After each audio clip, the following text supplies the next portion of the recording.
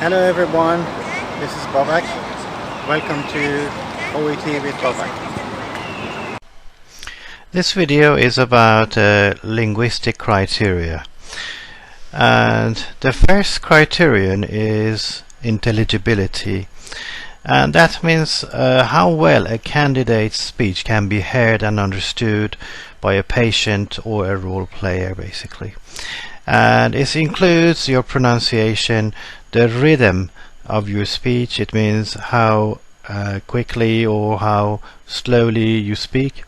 Stress, that is word stress, and then intonation. It means part of the sentence that needs to be said more loudly, part of it needs to be said less loudly.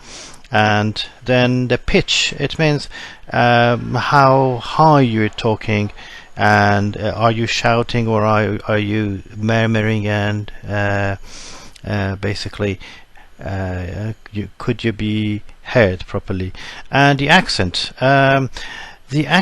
doesn't mean that you need to have a particular accent, and it is emphasized in the OET website that no specific accent is required, so you could speak any accent, Australian, English, British, American, or any other accent, your own accent, as long as you are understood and it is intelligible. The second linguistic criterion is fluency, and basically this means how well a candidate's speech is delivered in terms of rate and flow of speech. You need to be talking even and smoothly. Basically this means that you need to have sort of a good flow of speech. No excessive hesitation, repetition, self-correction or fillers. Well, obviously hesitation, it means you hesitate, you are not sure what to say. Repetition means to repeat what you said before. Self-correction, you understand you've made a mistake, you go back and correct yourself.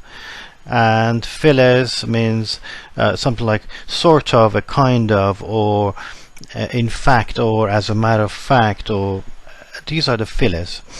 And good speed, it means you speak normal speed, not too quickly, not too slowly, and you need to have appropriate pauses. It means whenever it's necessary you need to pause, and not like a recording, just carry on talking.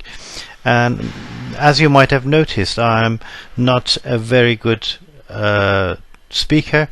I do have hesitations, I do have some pauses, and that is my natural way of speaking, even in my mother tongue and even in my other languages that I speak. So but don't worry about that, as long as it sounds natural, that is acceptable. Our next criterion here is appropriateness of language, and basically this means how well a candidate uses language, register and tone that are appropriate to the situation and to the patient. And you need to make adjustments to suit patient type and context. Well, what does that mean? Well, we have professionalism, lay language, positive versus bad news, and difficult patients. And we would have a lot to talk about these later in a separate video, because these are quite important. So we need to break down and talk more about this. But basically it means you speak differently to a child, to an aggressive patient, to somebody who's depressed, or maybe to somebody you're going to break bad news, like somebody you're going to say have cancer.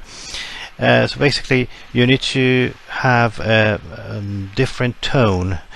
So the tone of your speech needs to be low if you speak to patients who are easily irritated, for example, with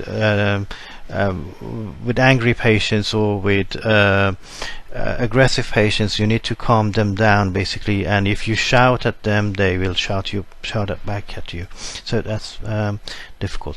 And the lay language, you need to basically modify your language to the degree that the patient understands you. So not to use too many difficult words that the patient might not understand.